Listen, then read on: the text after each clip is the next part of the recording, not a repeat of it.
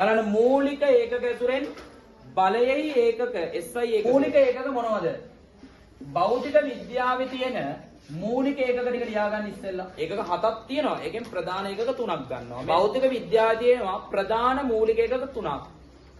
ඒවට කියන මූලික SI ඒකක 3යි තියෙන්නේ. මේ තුන් දෙනා තමයි ස්කන්ධය කියන එක මනින්න තියෙන ඒකකයේ කිලෝග්‍රෑම්, දිගක් මනින්න නැත්නම් දුරක් මනින්න තියෙන ඒකකය මීටර්, කාලය මනින්න තියෙන ඒකකය තත්පර.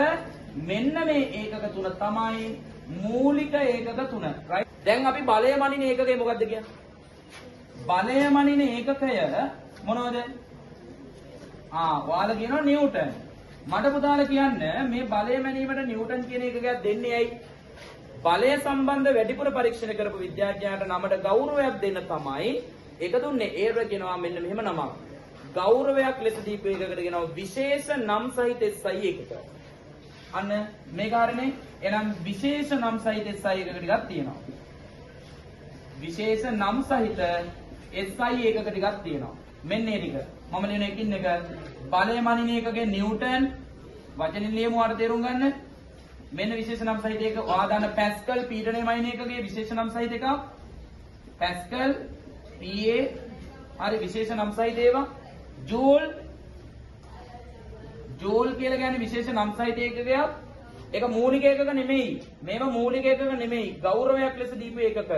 හරිද? right. watt ක්ෂමතාවයේ මයින් එකේ watt.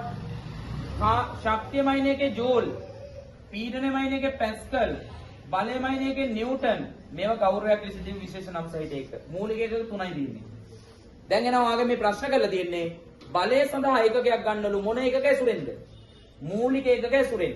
ඒ කියන්නේ නම් ඔයාට නිව්ටන් දාන්න බෑ. දැන් කොහොමද අපි මූලික ඒකක ඇසුරෙන් හොයන්නේ? අන්න එතකොට ඔයාට මෙන්න මේ සම්බන්ධයකට යන්න පුතේ. යම් කිසි රාශියක් සඳහා ඒකකයක් මූලික ඒකක ඇසුරෙන් ගන්න නම් එම රාශිය සෙවීම සඳහා වන සම්බන්ධයට යන්න ඕනේ. එහෙනම් අපි බලය සම්බන්ධ තියෙන මූලික සම්බන්ධයක් තමයි පුතේ මොකද්ද?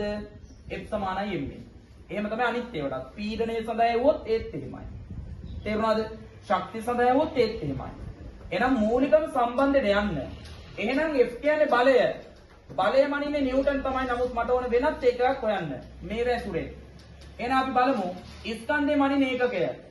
කිලෝග්‍රෑම්. ත්වරණය මනින ඒකකය. ms ඍණ 2. මේක සුළු කරොත් kg ms ඍණ 2. දැන් හොඳට බලන්න. මේ ඇවිල්ලා තියෙන පුතේ අපිට මේක සුළු කරා වෙන එකක. එහෙනම් මේ ඇවිල්ලා තියෙන කාගේ එකකද? බලය සඳහා වන ඒකකයක්. එහෙනම් බලය මනින්න පුළුවන් මේ එකකේනොත්. දැන් බලන්න ඒක ඇතුලේ මේකක විතර තින්නේ කියලා. ඒකක විතර නම් විතරයි මේක නිවැරදි වෙන්නේ. එහෙනම් බලන්න කිලෝග්‍රෑම් ඉන්නවා. ස්කන්ධය හරි දිග මීටර ඉන්නවා. තත්පර S ඉන්නවා. මේ තුන් දෙනාගෙන් විතරක් ආව නම් අන්න පුතේ මූලික ඒක ඇසුරින් ගත්ත එකක් වෙනවා. එහෙනම් පිළිතුර kg ms ඍණ 2. හදාන්න ඉතින් ඉවරයි. පුතේ ඉන්න බෑ නිකන් පාඩේ ඉන්න බෑ. හදාන්න යන්න. ප්‍රශ්න ටික බලන්න. ඒක කියවන්න.